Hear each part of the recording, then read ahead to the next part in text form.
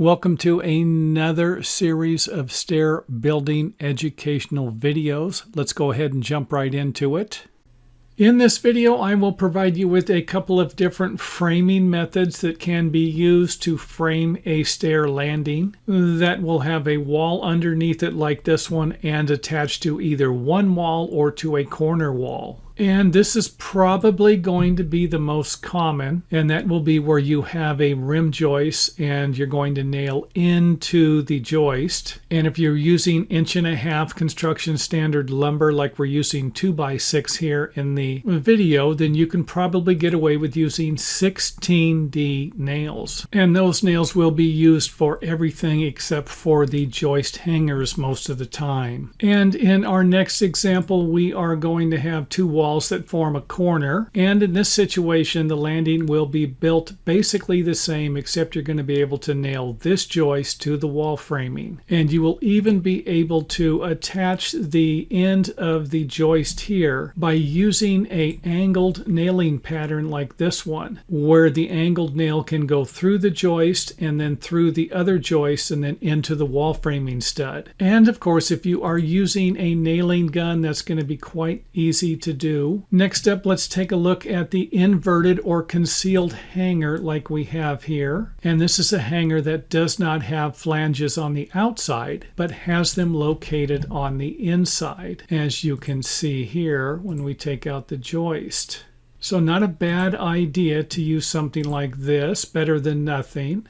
And next up on the list, we have this construction method here that I believe is stronger, and it won't require a lot more materials, just one more 2x4 along with an extension of this joist. Now this idea here seems like it would provide a lot more structural strength because it's sitting on top of a wall here and sitting on top of a framing stud here, and will definitely be something to consider if you're going to have the upper stair stringers sitting on top of this part of the landing. Let's go ahead and zoom in on it here, give you an idea of what we're looking at. End nailing into the ledger here, into the framing stud, and then of course nailing the 2x4 to the framing stud. View from the other side. And if we need it to be a little stronger, we can always make this a doubler and then just have double studs here. And of course this might be required depending upon the weight above that will be transferring from the stringers down to this section of the landing. And if we wanted to make it a little stronger, we could get rid of the doubler and then put a beam in here with a solid post. So another good idea here. The next idea would be to extend the joist like we did with the supporting beam here, and then have it sitting on top of some 2x4s. So this method here is going to require a little more materials, and we will block between the joists instead of using a ledger. And this method right here could save you a few dollars depending upon the price of lumber and the price of building hardware during that period of time. And the joist will end nail into the wall framing studs along with the blocks. And of course you can angle the nails again at either end. Here we're angling them into the block. So again, another idea that will provide you with a stronger landing. Another option would be to frame the landing on top of another wall. So we would be using two walls here.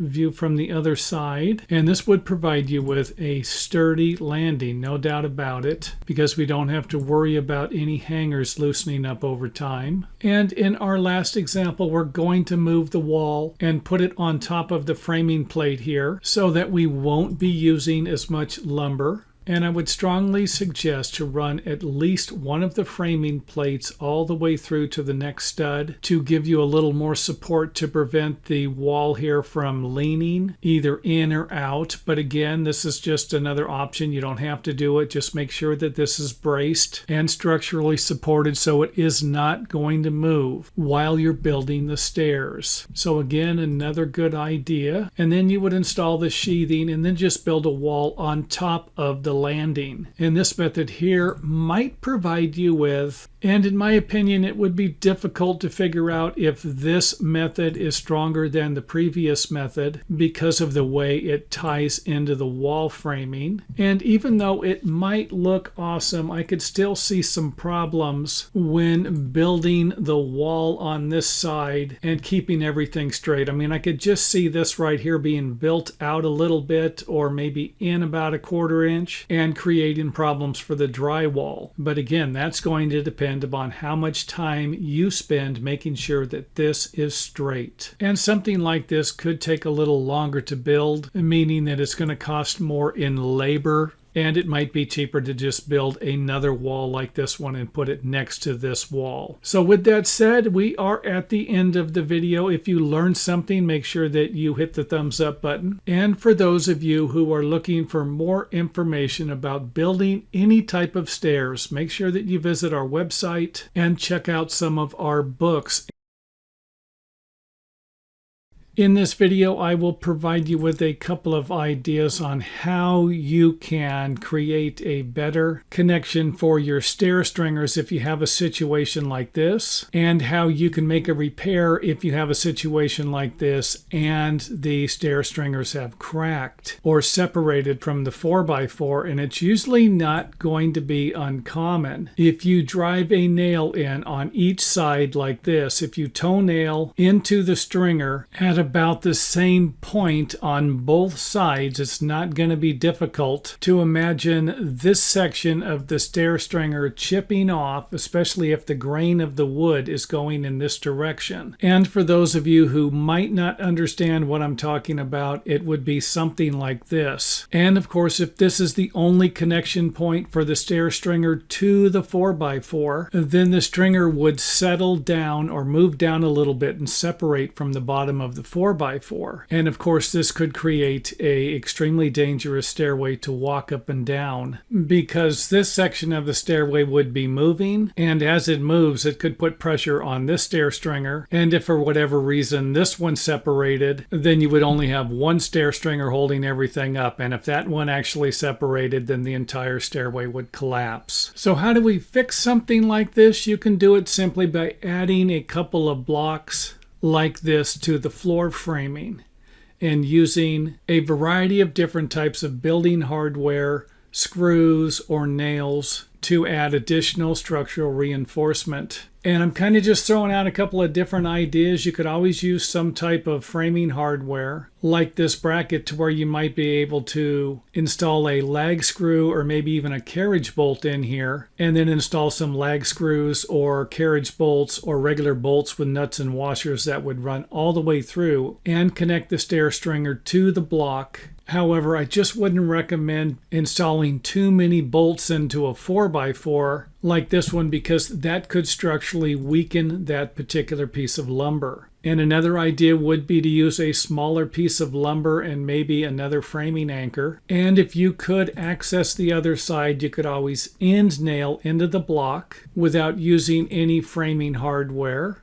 Or you could use some nuts and bolts on this side, again with a larger block and a few more bolts. And in case you haven't noticed, I have 3 different boards here: a larger one, medium-sized one, and a smaller one. And since I'm not a structural engineer, I will let you choose which ones you're going to use and how many framing anchors or nails you're going to put into this thing. Next up, you can raise the stringer back to its original position, and that can usually be done by simply lifting it into place, having someone else help you, or by using some type of a brace. And if you couldn't lift it up that way, you could always use a jack with some type of a post sitting on top of the jack and underneath the stringer. And I will leave that up to you on which method you choose to raise the stringer back into its original position, so that you can fasten it to the block with either some nails, screws, or even by drilling a hole and installing a bolt with a nut and a washer on it. And keep in mind that this might not be strong enough.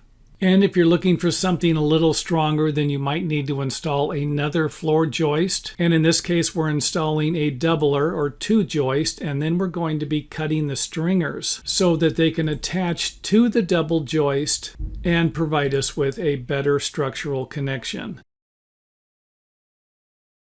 Here is a question that someone just asked a few days ago, and I'm sure they were watching one of my other videos on how you can make these steps a little longer. And I will put a link at the end of the video to that video. But let's go ahead and see what happens when we add 1 inch to the risers, and then I'm going to add 1 inch to the treads. So we're starting with 9-inch treads all the way up and 7.5-inch risers. So each one of the risers is 7.5 inches. And the treads, the depth of the tread is 9 inches. And we're going to add 1 inch to the face of each one of these steps. And I know what you're thinking. I've thought this before myself, is that once you add 1 inch to each step, that you're going to make it a little larger. But that's not going to be the case. As you can see here, we're right back to where we started from, 9 inches. We have 9-inch wide treads. And of course, it makes sense if you think about it. Just have to give it a little thought, or look at this, take a little more time to look at the example here. And of course, the riser height hasn't changed at all. 7.5 inches, we're not affecting the height of the risers or the depth of the treads by adding 1 inch to the front of each one of these steps. However, that's not going to be the case if we add 1 inch to the top of the steps for the entire stairway. So we're going to end up with a taller riser at the bottom and of course a smaller riser at the top. So again, this might not make sense to you right off the bat, but all you got to do is look at the video here, look at the example, and see if it makes more sense. Now, to fix this problem, all we need to do is add the same amount to the top and to the bottom to make all of the risers the same height. In this video, I will try to provide you with some reasons why or why not you might not be able to build a deck over a concrete patio slab. And of course, the biggest problem here would be the concrete footings needed for the posts that are going to be holding up the wood deck. So let's go ahead and get rid of the stairs and build our deck anyway, and take a look at how I would do it if I was going to do something like this. And that would be to provide some type of raised concrete footings. And of course, that can be done a few ways, and I will provide you with that here in a little bit. And there's no reason why you need to remove the concrete patio slab. And I've even built brand new decks with concrete patio slabs under them so that people could clean them a little easier. So let's just say you had a 12-foot deck and a garden hose or a blower and you wanted to clean the deck, you could just simply blow all of the stuff from one side to the other side. So keep that in mind, and of course that will depend upon the design of the deck. So let's go ahead and take a look at what the building department is going to require, and that will be a concrete footing. However, I won't be able to provide you with the exact dimensions because that might require a structural engineer, but I can tell you that I built plenty of these with 1 foot by 1 foot by 1 foot footings. So that would be a 1 foot square by 1 foot this way, except the 1 foot is going to need to go below the top of the soil, or in areas with frost lines you're going to need to go 12 inches below the frost line. And again, you might need to check with your local building department for more information about that. So not too difficult. You're simply going to create a hole that you're going to be able to fill with concrete for your concrete footings. Now here's the reason why most of you are probably watching this video, and that's to find out if you can just simply attach some type of a post base bracket to the top of the concrete patio slab, and then simply drill a hole into it and use some type of a anchor fastener. And the answer to that question is probably not. Even though I've seen this done before, and I've been to houses where it has been done and I didn't see any problems with it. So I will leave it at that. If you are going to do something like this to support your deck, then you might not ever have any problem structurally with it. And if you were paying attention, I used the word might. Maybe not, but you could also have problems with this, especially when you go to sell your house and there are no building permits to be found for your deck. And that's probably going to lead the building inspector to wonder if there are any concrete footings to support your deck. Next up, let's take a look at a few more options for the concrete footings. And one of those would be to leave the concrete slab as it is, but dig underneath the existing concrete slab so that you have enough room for your new footings. Another option would be to saw cut the concrete slab so that you can dig your holes for the concrete footings. And the last option would be to get a sledgehammer or a jackhammer and simply just break a section of the corner off so that you can pour your concrete footings. And this option might be eliminated depending upon how difficult it is to dig around your soil or underneath the concrete slab. And of course, whether you're going to be able to get to it from two sides or from one side like this over here. And you could always dig this out a little further so that you have access to get the dirt out from underneath here and then use some type of a form board to prevent the concrete from spilling over into the hole or into an area where you're really not going to need any concrete. Now this idea might not work for everyone because you could break a big section of the slab off and that might require you to pour additional concrete. So don't shoot the messenger. I'm just kind of throwing this out there as another alternative.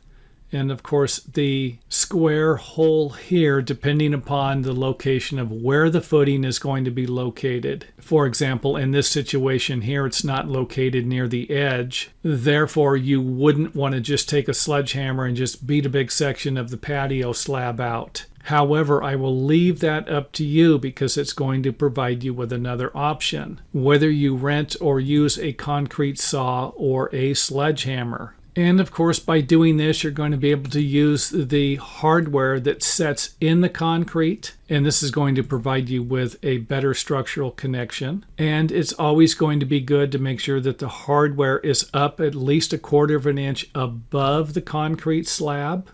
And in a situation like this, we removed enough of the concrete so it would be easier to dig. However, on the other side, we didn't. We just removed enough so that we could pour our footing to support the post. And the last suggestion I would like to make is one that I have already made, and that would be to create some type of a raised footing. And some building codes are going to require you to have at least 6 inches here. And that brings us to the end of the video. If you found this information helpful, make sure you let us know by hitting the thumbs up button. And don't forget to check with your local building department to get permits for any modifications to your home, especially if you're planning on selling it in the future, because otherwise you're going to have to get the permits then anyway.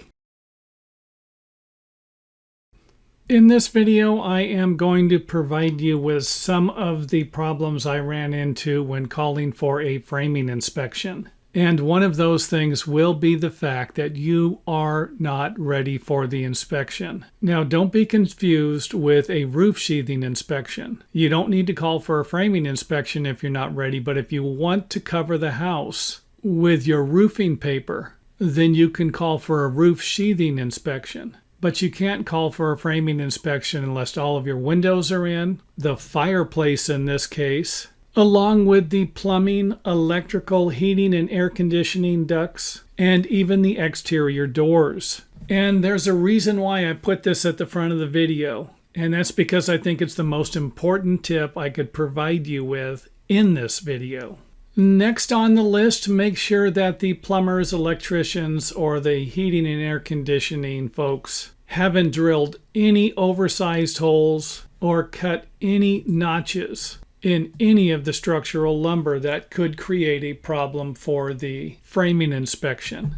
Now, as we can see here, they have taken what looks to be like a chainsaw, and I've seen this done plenty of times, and cut what appears to be some heavy-duty structural framing plates. And by looking at this piece here looks like it's less than 2 feet wide. And I'm simply basing this off of the 16-inch on center spacing for the wall framing studs. And something like this might require a fix from the structural engineer, because the first strap is going to go to about here, and then this way 4 feet.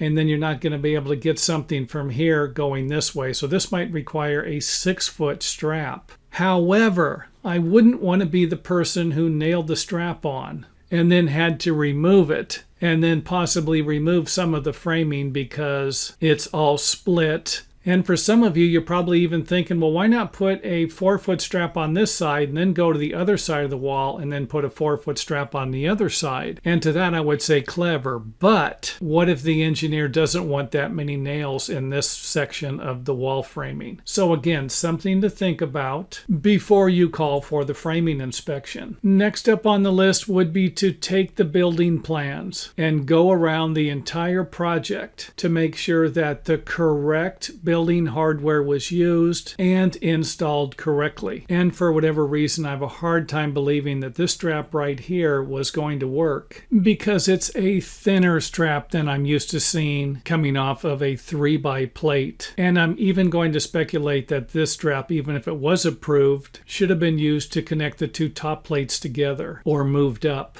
And if you have a 2-story house, you will need to consider the stairway. And for this particular house here, the stairway has a couple of problems with the structural connections. And I'm not going to go into a lot of details about their problems because there's usually not enough information on the building plans to show how all of this stuff connects together. However, I am going to provide you with a couple of building code problems that your building inspector might not like. And one of them will be whether or not your stairs encroach into the minimum distance on a landing, or even, as we will see here in a few seconds, in a hallway. Another thing you should check will be the individual riser height along with the depth of the treads to make sure that they are all the same size. Now, the biggest problem area you're going to run into on a set of stairs is usually going to be at the top or at the bottom steps where the stair builder might have miscalculated something. And if that is the case, then the stairway might need to be removed and rebuilt. Now, as I mentioned earlier, sometimes you're going to have a problem where the stairway is sticking into the minimum width of a hallway. And if that is the case, then the stairway is going to have to be redesigned. And sometimes it's going to be the architect or the engineer's fault because they might have a beam in the way or the architect miscalculated some of the measurements. And I've seen this myself personally. And last but not least, with our stairway, we need to talk about the guardrail, which needs to have a minimum height in most cases of 42 inches. And that would be measured from the top of the finished floor to the top of the guardrail. So not only will it include walls like this that are sitting on top of the floor above, it will also include the walls that are attached to the stairway. Or should I say the walls that would be protecting people from falling off of the stairway. And of course, another problem you could run into will be any changes or modifications made by your construction workers. And even something like this could be a problem for the structural engineer. For example, if he needed a 10-foot overall length on this particular shear wall to provide him with the bare minimum required by the local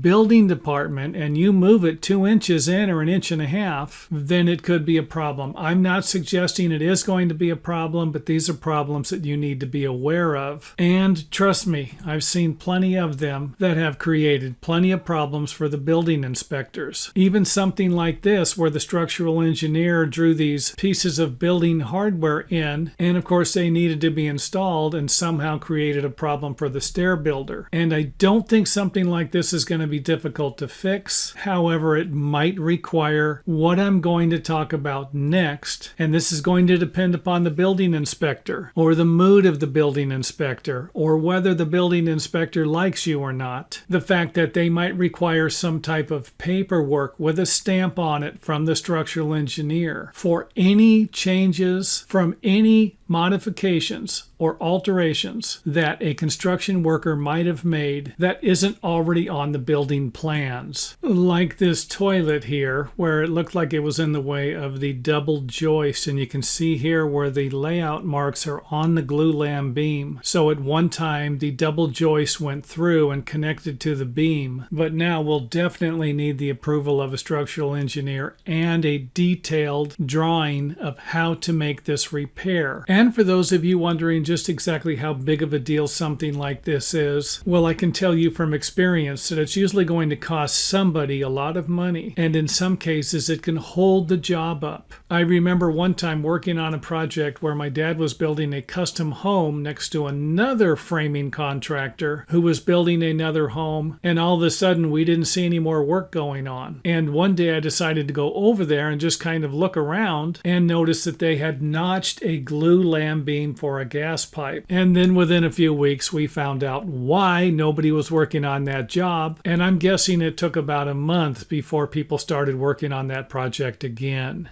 And of course, another problem you could have is if you use the wrong building materials. I mean, if you don't want to have any problems with the building department, structural engineer, or architect, then why take it upon yourself to make any modifications to anything on the building plans? And another thing, if you're not building a piano, look out for the concrete contractor and move this over a little bit and line your column up with the edge of the concrete. Another concern for using the wrong materials will be to check all of the floor sheathing, roof sheathing, and the wall sheathing, along with your structural shear panel, to make sure that it's all the right size and grade, and make sure that it's all nailed correctly and with the right nails. Another common problem, and even though I can't see it, there might be an anchor bolt here. However, I doubt it because there's a pin here someone drove in. That probably isn't doing anything, especially if it's the same pin that's used for the 2x plates. Just don't forget that you need an anchor bolt located within 12 inches from every framing plate break on the exterior walls. And most of the time, a hold down is not going to replace an anchor bolt. Now, don't ask me why, because it sure seems like it should. Next up on our framing inspection checklist will be any type of fire blocks or draft stopping. And this Stairway provides us with an excellent example of how the fire blocks were installed correctly, even around the landing. Now let's take a look at a fireplace chimney draft stop. And when completed, there will be a round pipe for the chimney coming through this hole with a square piece of metal surrounding it to block off the draft stop. And of course, the draft stops and fire blocks are used to reduce or eliminate the amount of fresh air that can be drawn into a fire and reduce the possibility of a fire entering into the area above the blocks. And even though it doesn't look like this is blocked, there's a good chance it's blocked from below. And you can see a good example of that by looking at the one here going into the ceiling of the second floor.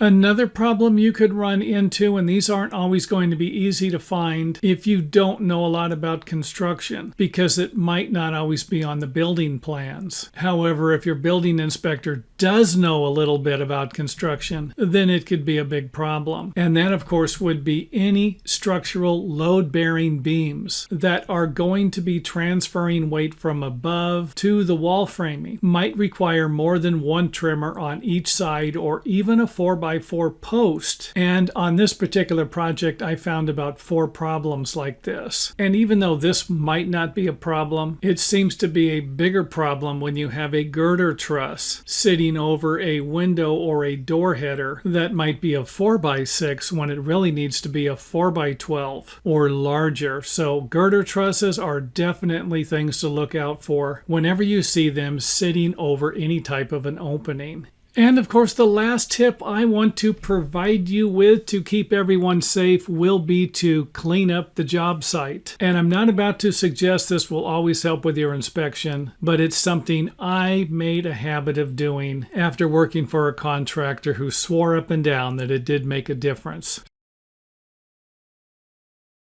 In this video, I will provide you with the lumber sizes for this type of stairway that I think is going to be one of the easiest stairways you can assemble with a small porch. And something like this might work great for a set of stairs where you have a door that opens out instead of in, where the building codes require a landing. And in my opinion anyway, a stairway like this is safer for somebody who's going to be opening and closing a door. However, you would need to check with your local building codes to verify whether or not the stairway will will work in your area. Now, the thing I like about this stairway is that I think it will work great almost anywhere, including areas where it snows and you're dealing with frost line footings. So for example, if you have a 5-foot frost line in the ground and all of your footings need to go below 5 feet and will require a lot of extra work, then a stairway like this that simply sits on top of the ground might be cheaper to build. However, it might not be approved by your local building department. Again, you would need to check with them, because this isn't going to be considered a permanent set of stairs because you're going to be able to move it. Where if a stairway like this had footings, then it's going to be considered permanent and part of the property. And of course, you could rotate this stairway in this direction or in this direction. And since you're going to be able to move this stairway, you can always have it in this direction in the winter and this direction in the summer if that works better for you. So let's go ahead and focus on the stairway, take another look at it here,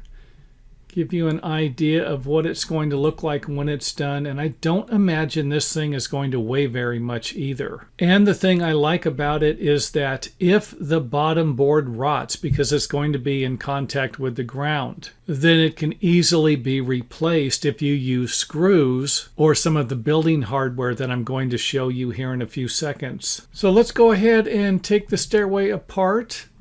All of these components are going to be the same, and you can always change it. You don't have to go with the ones I have here. However, the side pieces might not be able to change. And since most building codes require a 3-foot minimum stairway, this is what we will be using on this particular project. So your 2x4s and your 2x6s for the decking and the stair treads will all be 36 inches or 3 foot. So here we're using a 2x6, 2x6, and a 2x4, and then back here we're going to be using 2x4s. Now let's go ahead and take a look at these side pieces and give you the measurements of what they're going to be. And keep in mind that this is a computer generated model, and because I have never built this, then these measurements could actually be off a little bit. And if they are, please let me know through an email or by leaving a comment in the comment area so that I can make the necessary adjustments. So here we have 5 foot 11.5 inches for those of you who might not be able to see that. And up here we have 5 foot and a half inches or 60.5 inches. And then 4 foot 1.5 or 49.5 inches, and 3 foot 2.5 inches or 38.5 inches. And that will give you your side pieces. Now let's go ahead and put everything together. We're going to start with the bottom section first. And even though I'm showing you that we're using 16D nails, you can use screws also. And I would imagine a 2 3/4 inch or a 3-inch screw would be fine. And since it's going to be outside, make sure that it's at least galvanized or stainless steel coated. And then we can go ahead and assemble the second section. And you can always assemble these sections and then set them on top, or attach this board and then this board and then this one here and then maybe these 3 here. Again, whatever is going to be easier for you to do. Now, you can always attach the upper section to the lower section by angling some screws or nails. And of course, this one here is just to give you an idea of how the screw is angled. Or you can use some type of building hardware like this strap. And if you use screws instead of nails, then you're going to be able to take this apart a lot easier. So if this board needs to be replaced because it rots over a period of time, and you've used screws, it's going to be easy to replace it. Now, for some of you, you're probably thinking, hey, why not use treated lumber? That's fine. And I say go for it if you live in an area where you might have a lot of moisture in the ground for long periods of time. For example, maybe more than 3 months out of the year. And then go ahead and attach the next section. And here we have straps on the outside. And if you connect everything together with straps and you don't attach it any other way, way, then you're going to be able to take this apart in sections a lot easier. And for some of you, you're probably wondering, well, how am I going to clean this area underneath it? And I don't think that's going to be that difficult, because you can just take the stairway and flip it over on its side, clean the area, and then reposition the stairway. Next up, let's go ahead and put the last section on. And of course, that can be attached with the building hardware or the screws. And of course, the building hardware can be attached to the outside or to the inside if you want it to look a little better. And again, I don't think this is going to be a big deal. For example, whether or not the straps are going to be located on the outside or the inside, because you're going to be able to just simply flip the stairway over, start pulling some of these pieces apart if you're using screws, and replace any of the damaged components.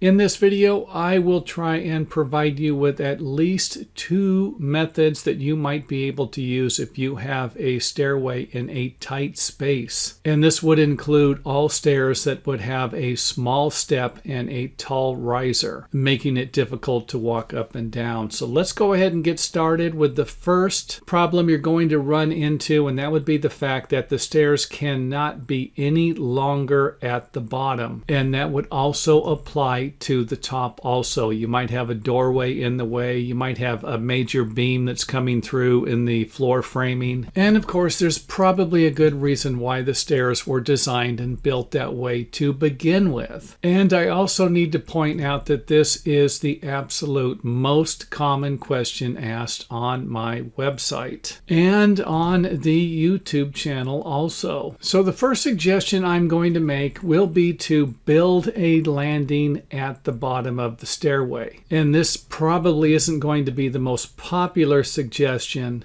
because now you're going to have to step over this landing to get to the other side of the hallway. So let's not shoot the messenger on this one, and keep in mind that these are only design suggestions that you can use if needed. And of course, here's where we would be gaining the extra room by pulling the stairway forward the length of 1 tread. Another suggestion would be to lower this section of the floor to create another step. However, this could also be a problem depending upon the design of the building. In our next example, we will rebuild the entire stairway. And in our first example, we had 13 risers. And in this example here, we have 14 risers. But if you remember, by adding the 2 extra steps here, we're going to remove one of the steps so that we can make the risers a little smaller. And we're going to remove another step so that we can make the treads a little longer. However, another option to keep in mind would be that by adding the 2 extra steps here, you could keep the same riser height and then remove the 2 extra treads from this section to make the treads even wider, making our new treads about 10.5 inches in depth. Next up, for those of you who might need a better picture of what the finished product will look like, let's just go ahead and kind of walk you through it here, where we're going to have a platform in the middle of a hallway if this is the design you're working with, along with the next step that we added by lowering the floor. And then we will take a look at how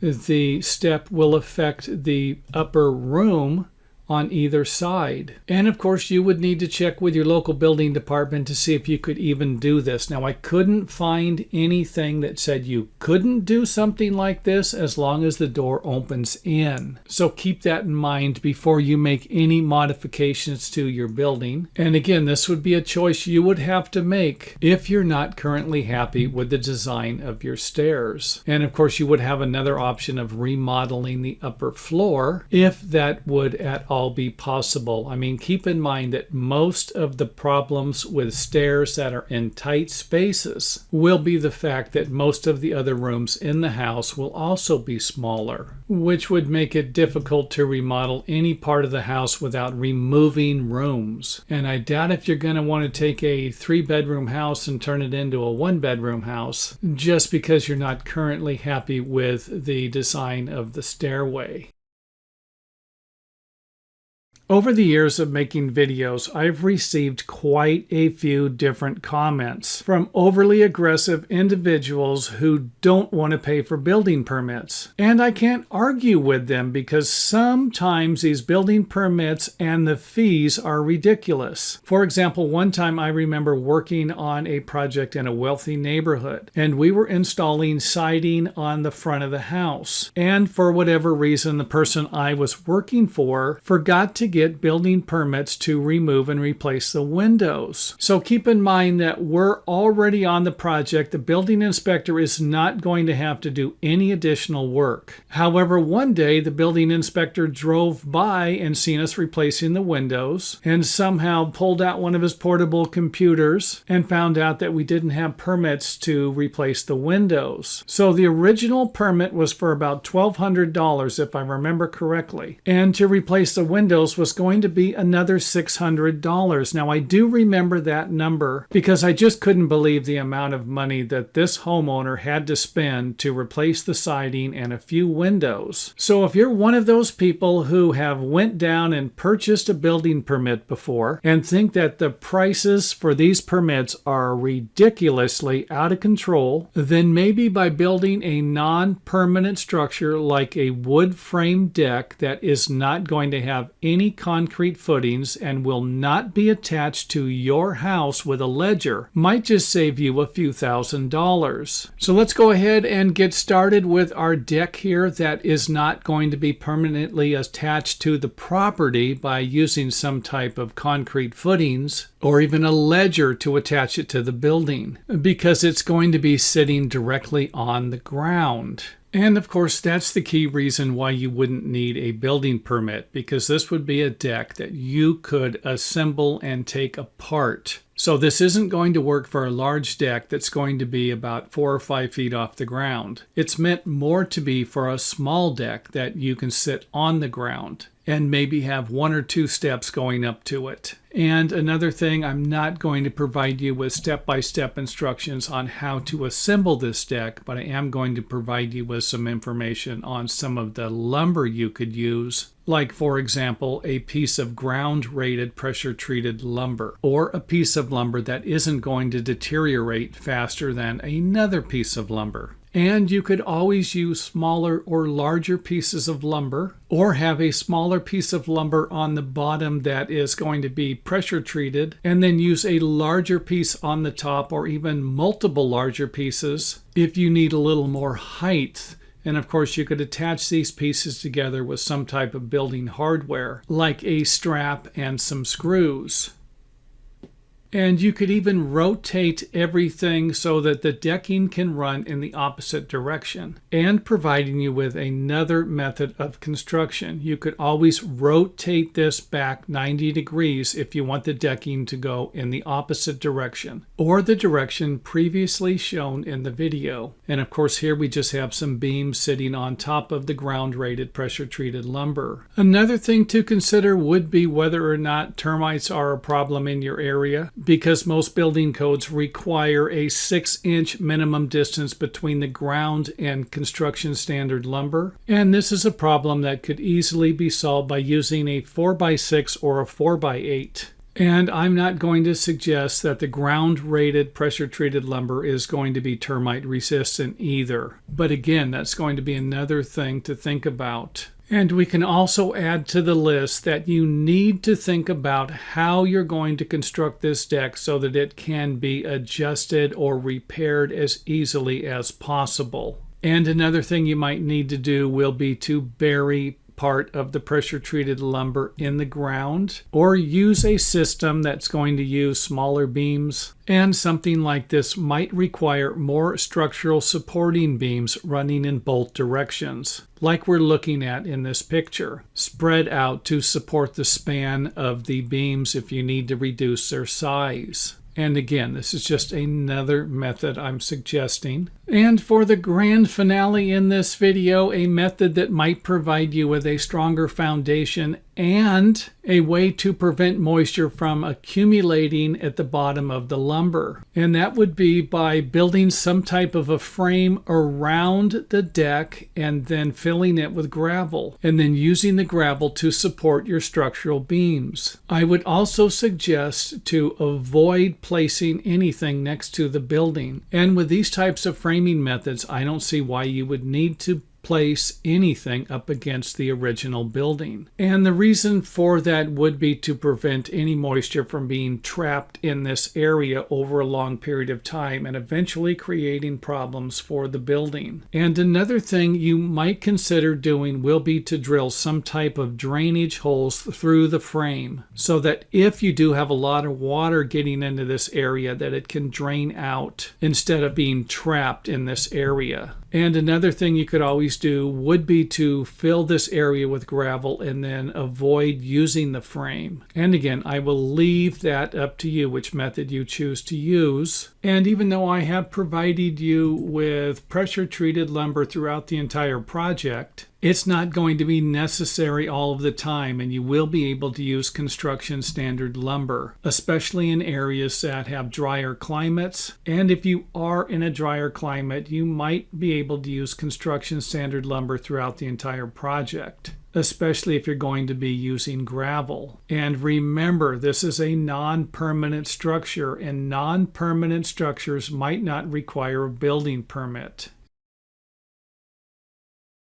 Here is something that could be extremely useful for anyone who is trying to figure out the height of a landing where both the top and the bottom of the stairway are going to have the same amount of steps. And that will be to simply divide the overall height, or the total rise of the stairway, or the distance between the top of the lower level and the top of the upper level, and simply divide that number by 2. For example, here we have 4'8", and then we divide this in half, and it's going to give us 2 foot 4 inches. And hopefully that made sense, but if it didn't, let's go ahead and try it in inches. And we're going to add one more step to both the upper and the lower sections of the stairway. So for example, here we have 70 inches, and half of 70 inches is going to be 35 inches. And even though this is basic math, I understand that some of you might not understand how to do this. So let's go ahead and walk you through what it would look like on the calculator. 70 inches, and we're simply going to divide 70 inches by 2, and that's going to give us 35, or half of the distance. And hopefully that made sense. Let's go ahead and take a look at the individual riser height of 7 inches for this stairway. Each one of the risers 7 inches, and of course if we multiply 7 by the amount of risers, 1, 2, 3, 4, 5, we're going to get 35 inches. And since I'm not interested in creating a more complicated process than this, I'm going to go ahead and make this one of the shortest videos I've made in a long time. So let's go ahead and wrap things up by showing you the bottom section of the stairway so that you can see that both the top and the bottom have the same amount of steps. Otherwise, this easy and simple method won't work. In this video, I will answer another question that someone has sent to me, and that will be just how in the heck you can locate the footings for a deck. And even though there are a few different ways, I figured that I would start with one that I think is going to be the easiest. So let's go ahead and get started, and the first thing I want to do is just draw the lines that we're trying to find. And of course that would be the perimeter of the deck. So here we have it on a relatively flat surface. And you need to keep in mind that this isn't going to be the best method if you're on a slope or if you have some type of deformed or twisted ground, because in order for this to work, it will need to be on a relatively flat surface. And the reason why I'm providing you with the outline and the picture of the deck is to provide you with a better idea of what we're doing. So we're trying to find the lines that would represent the perimeter of the decking boards, and not the beams, not the joist, just the decking boards, because this is what we're going to be able to take all of our measurements from. And hopefully that makes sense. Just simply lower the deck into the ground to create a perimeter. And of course, your perimeter is probably going to be different. So keep that in mind. These numbers will be changing unless you're going to build the exact same deck. Next up on the list, we will remove the deck and the measurements, and then we will head over to the building foundation, where we will be placing 2 marks that will represent the width and the location of our deck. And in order for this process to work, we need to have a straight line here. So if the building foundation is not straight, then you will need to come out 6 inches or a foot and then create a straight line that you will be able to work with. And you can do that by placing a piece of lumber down on the ground or by using a string line. But either way, we need to start with a straight line, because the front of the deck is going to be parallel to whatever lines we're using here. And of course, these lines can be drawn on the building foundation or on some part of the house nearest to the ground. And the reason why I'm saying that is that the measurements that we're going to be working with need to be on a level surface. You're not going to want to mark the siding about a foot up above the ground and then come down at an angle to measure any part of this process. You're going to need to be measuring off of a level surface in all directions, or at least as close to a level surface as you possibly can. Next up, we're going to place a board out 12 feet 6 inches. You can simply do this by measuring from the building foundation to the edge of the board. And of course, this board will be parallel to the building foundation. Now, even though we're not going to have these marks here, we're still going to have a parallel board placed approximately where we need it to be. Now, don't worry if this board is over about a foot or two. You can always adjust that later. And for those of you wondering why we might need to move the board over to the right or the left, well, it's because we're going to use the Pythagorean theorem. And that's a simple math formula. A squared plus b squared equals c squared. Now, I do have another video on that. I will put a link here in the video to that video, as well as providing you with an example of how we're going to figure out the hypotenuse of a triangle with a 90-degree angle by using the measurements that we already have for our deck, 11 feet and 12 feet 6 inches. So let's go ahead and break out our trusty calculator and our pre-calculated measurements so that you can observe them. You can pause the video, take a look at them, and see if they make sense while doing your own calculations. Now, the first thing I need to do is break the 12 feet 6 inches and the 11 feet into inches. And you can do this by simply grabbing a tape measure and then pulling it out to 12 foot 6 inches and seeing what's on the tape measure. Then the next step will be to multiply these numbers together. We're going to square them. So if I multiply 150 times 150, I'm going to get 22,500. 150 squared is 22,500. I will clear it, and then we will multiply 132, but I'm not going to square it this time. I'm going to multiply it by 132, and we have 17,424. Then we're simply going to add these two numbers together. So let's go ahead and add 22,500.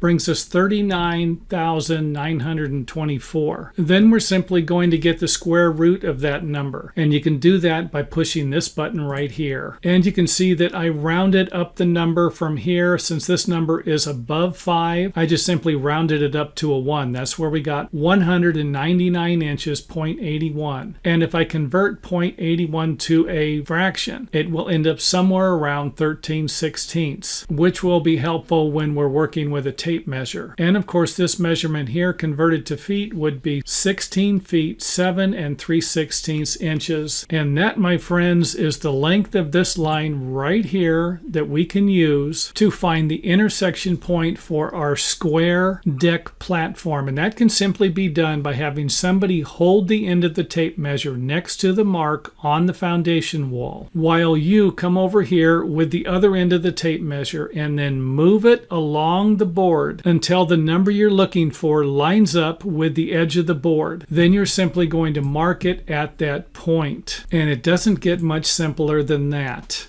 because after you have this point here, you're just simply going to measure over 11 feet to mark the other spot for your deck perimeter. And now let's pan out, take a look at the measurement here. And now that we have this measurement here, we need to double check to make sure that everything is square by measuring from this point here to this point here. And if for whatever reason it's off a little bit, then you might have a problem with your square deck, and you're going to have to figure out what that might be. But don't worry about that. I've already made another video, and I will put a link to that video here. And if for whatever reason you can't figure it out, feel free to leave a comment in the comment area or email it to me, and you can get our email address at our website. Now, after you have everything squared, you can put a couple of more boards down that would represent the perimeter of the decking, and then simply measure off of that to find the locations of your footing. So not that difficult, and even if you're off a little bit, that's not going to be a big deal. And when I say a little bit, I would say within 1/2 of an inch, you're probably going to be fine. Your deck's going to look okay. And even in a situation like this, you might be able to use the beams to compensate for any problems. However, I won't be going into detail, and I don't have a video on that one yet. But you can see here where all we need to do is measure from the front of the decking back to the footing, or to the center of the post, or even to the edge of the post. Whatever we need to figure out exactly where the posts are going to be, we can do it from the inside of this little box that we have built.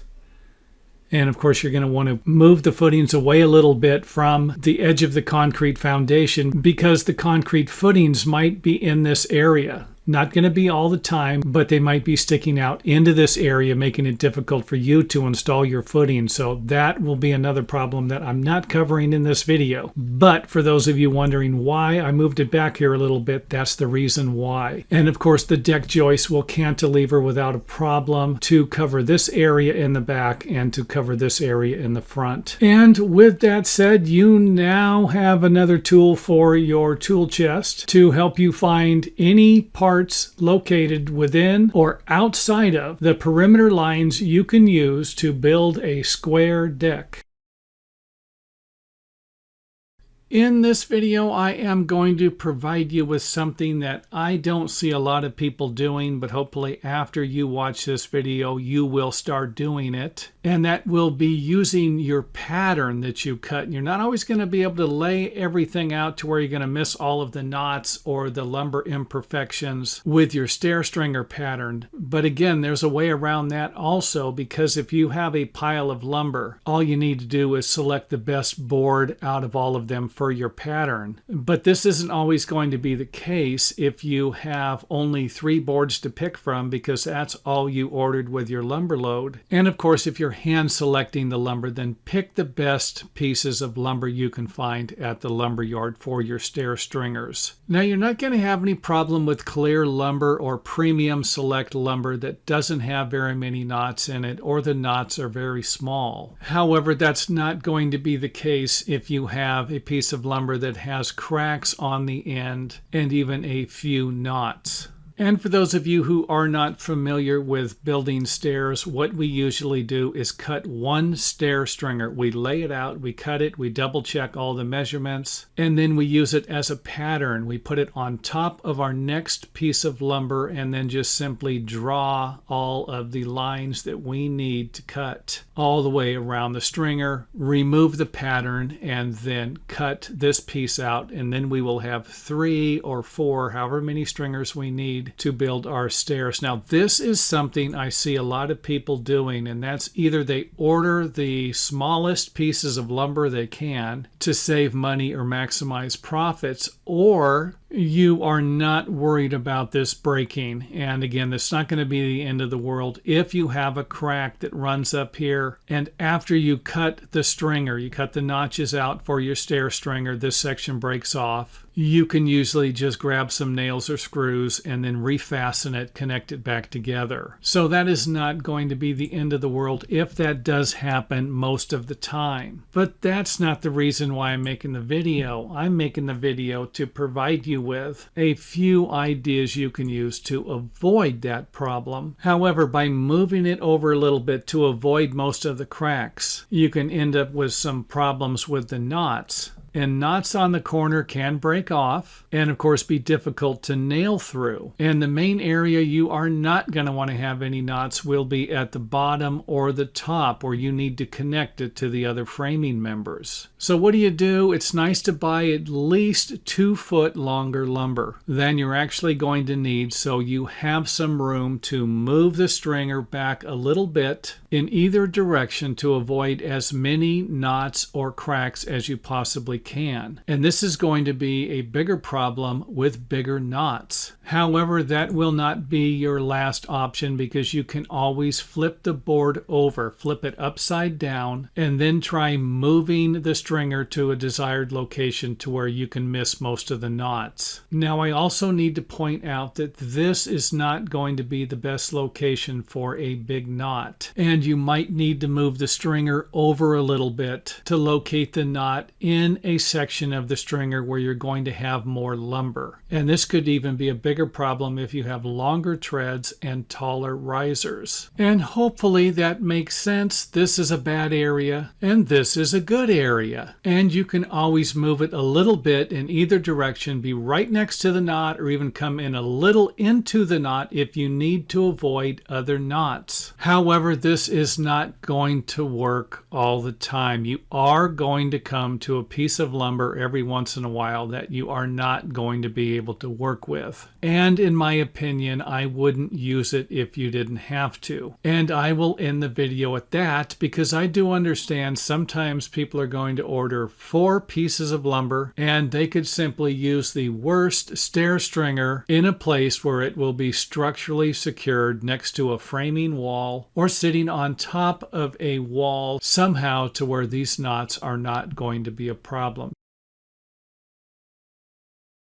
In this video, I want to talk about something that you hopefully never run into, but I used to run into it a lot when I worked on the track houses in the 1980s and 1990s. And this would have been when architects were drawing the plans with their hands, not with computers. However, it seems to happen every once in a while, and I wanted to make you aware of some of the problems you could run into if you're working on a building where there won't be much leeway for the stairs. And if you have measurements that are right on the money and you can't get an extra inch, then you're going to have a problem if the architect puts a measurement in that is incorrect. And I'm not about to suggest that it would have been done maliciously or on purpose. However, it has been done. I've seen this before. So for those of you who really don't know a lot about building stairs and you're working on small houses and you're going to be dealing with the building department, then you better pay attention, because for a stairway in a building with less than 50 occupants. That's right, 50 people. Obviously, you're going to have only a few people in your house, right, if it's small. But here are the minimum building code requirements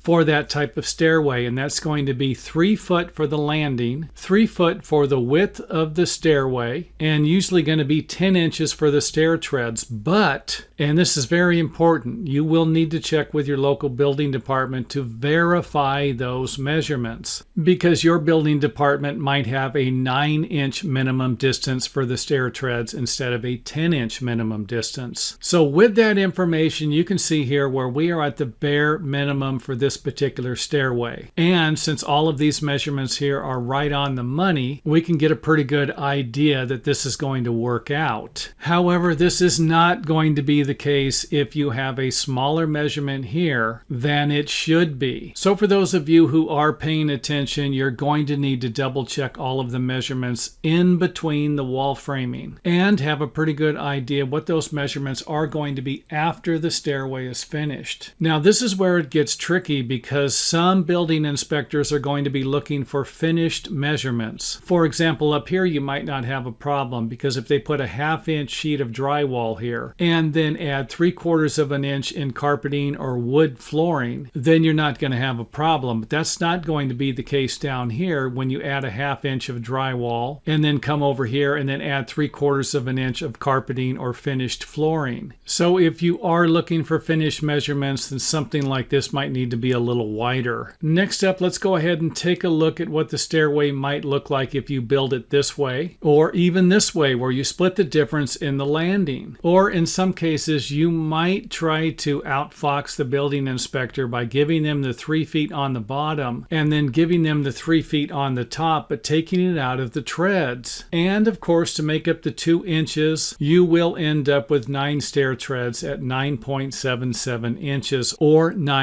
3/4 of an inch stair treads. However, with each one of these scenarios that I have just provided you with, none of them are going to work if you have a sharp building inspector or if you're worried about building a stairway that's going to meet local building codes. And this is where it goes back to make sure that you get the building designer involved in it. And if you're the building designer and you end up taking all of the responsibility for doing either one of the previous 3 scenarios I just provided you with, and somebody falls down this stairway, you could be losing everything that you own in a lawsuit. Now, for those of you who might have a difficult time wrapping your mind around what this stairway might look like, then let's go ahead and take a look at it here. And here we have our 3-foot wide stair landing with 10-inch treads going all the way up to the top of a 3-foot landing. And of course, these are probably going to be finished stairway measurements. Now, if I haven't scared you enough by now, there's one more thing I need to point out that might be inaccurate also, and that would be the riser measurements. So if, for example, the building designer has made a mistake horizontally, then what would make you think that they didn't make a mistake vertically? So make sure that you get all of the wall framing measurements along with any of the finished flooring materials on the bottom and the top and throughout the stairway so that you can make the necessary adjustments and not end up with an unhappy building inspector. So hopefully all of this makes sense, and if it does, you know what to do. Hit the thumbs up button, and if you have any questions or comments, leave them in the video comment area and I will respond to them as soon as possible.